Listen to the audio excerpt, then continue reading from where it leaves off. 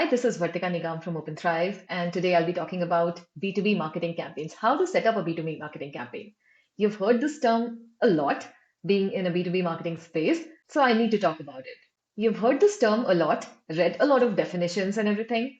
Today, I want to break it down for you in such a micro level so that you can take some action right from here. So, to help you understand what actually goes into setting up a B2B marketing campaign, I have used one of the real campaigns that we are working on right now at this point of shooting this video. To give you some context, let me tell you, we work with a lot of companies that belong to the manufacturing industry, but we never really set up any campaign in the past. So setting up campaigns, doing that research, building strategies, implementation, that high speed work, all of that, we do that for our clients, but when it comes to doing it for ourselves, sometimes we are laid back.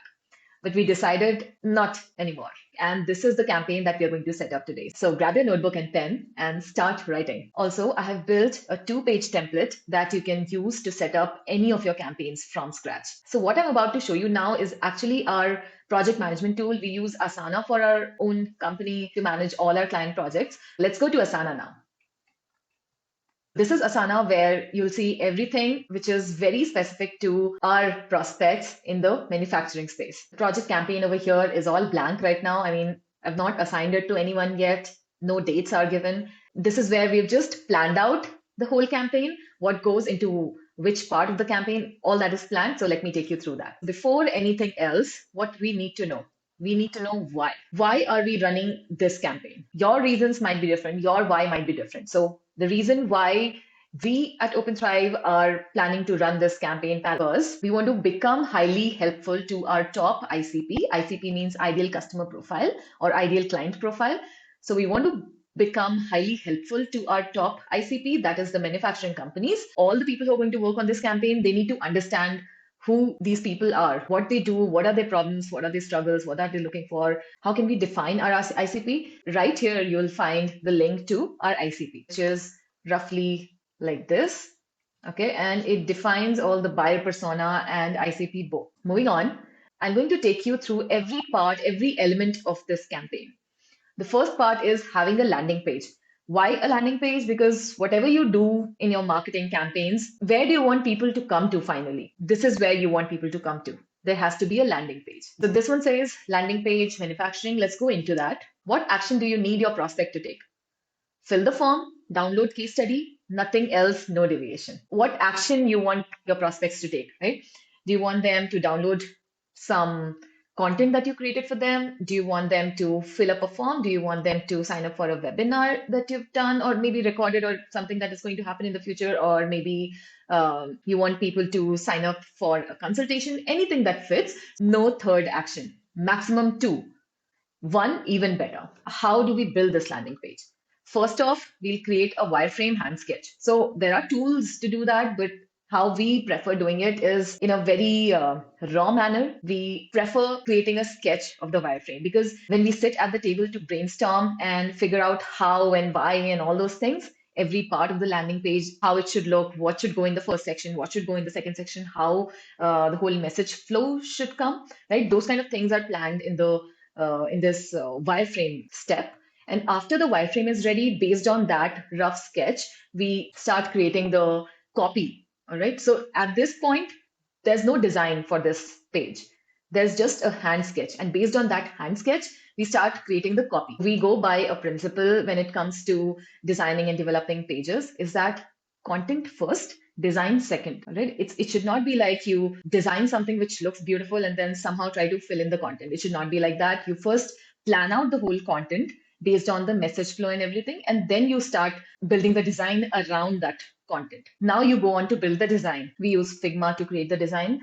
So that goes next. And once the design is ready, we'll go on our WordPress website, develop the page. Once all these things are done, we'll go and set up this landing page for automation. And this automation, we use HubSpot. You can use any of the tools that you're already using. And right now, what you see is the basic automation. It can be much more. It can be completely depending upon what actions and what's the intention of this campaign. We have this one major form that we want people to fill on this page. Okay, and I think I can show you this form. We are setting it up over here specifically for the manufacturing prospects. manufacturing industry prospects. This is the form we're building on HubSpot. And once this form is ready, it is going to be embedded on the landing page, and then this automation is going to set up so that some part of the conversation happens automatically. One disclaimer that these are not something that you have to do step by step, or once this thing is done, only then you can move on to the next step, only then you can move on to the next step, only then you can move on to the next step. It's not like that. Except the final campaign launch, everything can happen simultaneously. Right. So if you have your in-house team, go do it. Everybody will have their own responsibilities. Your people who will do the research, people who will write the copy, people who are going to build the strategy around it, people who are going to set up the automations, do the design work, do the development work. So all these people are going to be different people, different roles, different responsibilities. So they'll come together. They will be starting all of these work except the launch, some part of the launch maybe, but except the launch, everything can be started simultaneously. Let's move on to the next important element of setting up a B2B marketing campaign, which is top of the funnel content strategy. So we will be having a top of the funnel content strategy specifically for the manufacturing industry ICP that we have, right? So how do you build a content strategy? So this is a high level structure, how you can build the strategy. A lot more goes into it when you actually start doing it. Research. Before writing, before even thinking about what to write, you have to do this research. What kind of research? Pains that you can solve for your prospects, pains that you cannot solve for your prospects, but you might have an advice, short and long term goals your prospects have, right? So these are the kind of information you have to collect a lot of these research data and insights, find stories of revolution in, like in our case, we are talking about the whole industry at this point. So find stories of revolution in the manufacturing industry, how they market, how they sell, how they build relationships, etc. So this is very specific to this particular manufacturing industry campaign that we are building right now. But in your case, you might have some revolutionary or some insightful stories or case studies of the past. Then what do you do next? You create 30 plus content ideas, right? Why 30? It's just a random number, which sounds enough for us to be able to call it a campaign. Okay. But in your case, it could be 15, it could be 10, it could be 50 or 100, anything. Whatever is relevant to you, you do that. Don't ask me at this point what is relevant for us. Please tell. It cannot be told like this, right? When you go into that strategy phase and research phase, you know. Now let's see what's there inside all these content ideas. Now, your content ideas could be in any format: video, blog, ebooks, checklists, templates. And please note that these are all top of the funnel content, right? Top of the funnel means these may or may not be very specific to your product or service. These will be a lot of open-ended kind of content. Talk about things like how to solve some exact pain. Exact pain we do not solve, but have an advice on why is XYZ important for your particular ICP. Some kind of template for your ICP, how a company became a giant in XYZ space, right? So it has to be very specific to your prospects. You may or may not solve that pain point, but you have to be very specific to your audience, something that they really care about. Now, let's move on. Come to the pages. These are the pages apart from your main landing page. So you create pages like your XYZ product for ABC prospect ICP. Let's say you have 3 products and you are right now building this campaign for one ICP. So you create pages like product 1 for ICP A, product 2 for ICP A, product 3 for ICP A, like that. So, and you can create multiple versions of that. You need to create pages that talk about your solutions for that particular ICP. Make sure that every piece of content that you create in whichever format, whether it's video, blog, or ebooks, or any kind of resource, any pages, everything actually should link back to this one landing page that you created in the previous step. This is your pillar of this campaign. Everything has to link back to this. When we are done with this, let's talk about other ways how you can do something to speed up this campaign. So we'll talk about industry collaboration. So in case of this particular campaign, which we're going to run specifically for the manufacturing companies, because manufacturing is an industry, we're calling it industry collaboration. In your case, it might be something else, whatever is relevant in your case. So how we can do that? Industry collaboration can be in any format. It can be guest blogs, webinars, LinkedIn Live, any of those things. So you first identify those kind of platforms where you can actually do these things, and then you reach out to them and then discuss how you both can do something together. You can collaborate. How to do it properly?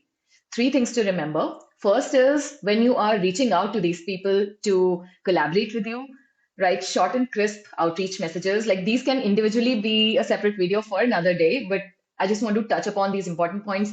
Just cannot miss these. Second thing is that offer something of value to their audience, right? Do not be selfish at this point that, I am here to sell my product or service, anything. So I have to talk about no, no. Clear no. You be very considerate of their audience. Make sure you're very insightful and helpful to their audience. Third point is that do not sell anything in the actual published content as a guest post or webinar, or I'll write any collaboration as any collaboration format. Let people discover you, be so good. Whether it's a podcast, webinar, do not sell. I know it's difficult when you're already out there. It's difficult to stop yourself from talking about yourself. So stop and be helpful to their audience. They'll anyway discover you and find you and start talking to you if it'll make sense to them. Let's move to the next very, very important point. We have to talk about the target audience. You saw the ICP. ICP is the first thing that we do before setting up any kind of campaign. Even if the ICP and buyer personas are already there in the company details, it's already written there. But every time we set up a campaign, we revisit that and we make sure that every information there still makes sense because these things change, right? So this is a great opportunity where you go back and make changes, match it as close as possible to your real ICP. Target accounts, this just includes making a list of your target accounts, handpick one by one those companies that are exactly like your ICP. When we create ICP here, we try to mold them around some of the best clients we've already had. And now we are done with creating all the elements inside a campaign. And now we have to launch the campaign. What goes into launching the campaign? You are ready with all the content, you're ready with the landing page, you're ready with all the messages and all. So now what to do? Now you have to spread the word. That's the launch. That's the campaign launch. We do not send any bulk emails in our outreach campaign. So this is like a notification for anyone who will be working on this particular project that when you are writing the outreach email message, do not sound like it's for any random person who by chance fits our ICP or somebody who we don't know, right? Your message should not sound like that. So how we do it is we create outreach email messages. We do build these templates, but we always advise that you personalize these messages. Have a template, use them as a skeleton, but do not copy, paste, and send, right? Even if you have a tool like HubSpot or something like that, it doesn't mean that every time you just copy paste and send exactly same messages to hundreds of target accounts, right? It'll just backfire. So try to be as personalized as possible in this process. This is one way to launch this campaign where we are trying to bring more and more people to this particular landing page, right? All the efforts are going to be to bring people to this landing page, and then the job of this landing page is to convert these people into either filling up the form or downloading the case study, right? What happens next, apart from reaching out people over email, is email marketing. This is slightly different thing. What happens here? Let's go inside and look at that. Send an email to all the contacts in our email list, only people in the manufacturing industry, because these are the highly matching ICP people, and inform them about the solution we provide, like assuming that this is something specific, there's something specific we are going to talk about in this campaign. Give only one call to action. So when you are doing this kind of email marketing, make sure you have one call to action. Otherwise, it becomes confusing and it is very easy to delete an email. How do you do it? You create multiple emails. Given just 4 over here, but it can be 10, 15, 20, anything like that. And you can schedule these emails for that particular set of audiences. Right? These people who you are going to send these emails, they're already in your email list. You have had conversations before. So understand that these people already know you. At least they've heard your name.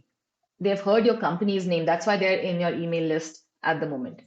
Okay, so create some very relatable kind of copy for these emails. Schedule them for, let's say, 2 or 3 weeks apart, and that will be another kind of campaign launch. The last thing that you can do is scheduling 100 social media posts focusing on LinkedIn more. So, because we're talking about B2B specifically, LinkedIn is the best social media platform. Maybe Facebook works better for you. Maybe, let's say, Twitter or let's say TikTok works better for you. It can be anything. It's different for different companies. So, considering that this campaign is for us, LinkedIn is the best. Now, why 100? Because there can be bite-sized content that you can just chip away from the already existing content that you have, right? You have created so much of content that you saw in the previous content strategy phase. You created so much of content, just to repurpose that content, make it social media friendly, and schedule it, right? And why 100? Do 200, because this campaign is not a short-term campaign that we have planned, right? So campaign can be for different purposes. That's why, again, this 100 is a variable for you. It can be 10, it can be 100, anything, whatever is relevant. Okay, and that is where our campaign launch is done, finished from our end. What's left and what I've not covered here is the ads. Because we are not going to run ads for this campaign, it is not included here in the launch phase. But if paid advertisements is something that you generally do, or if you would like to try it out, do include it in your launch so that you can try out different messaging, different graphics, and things like that, and see how people are reacting, how people are taking action on different kinds of messages and things. Right now, that was all about how to set up a B2B marketing campaign. And I think you got a lot of value from this video where I took you step by step, element by element, how you can do it for yourself. To make it easy for you to follow, I have linked a template in the description below. Go and download it, make a copy, and use it for your next campaign. Tell me how it went. And if you need my team to do it for you, reach out to us at openthrive.com and we'll discuss your case.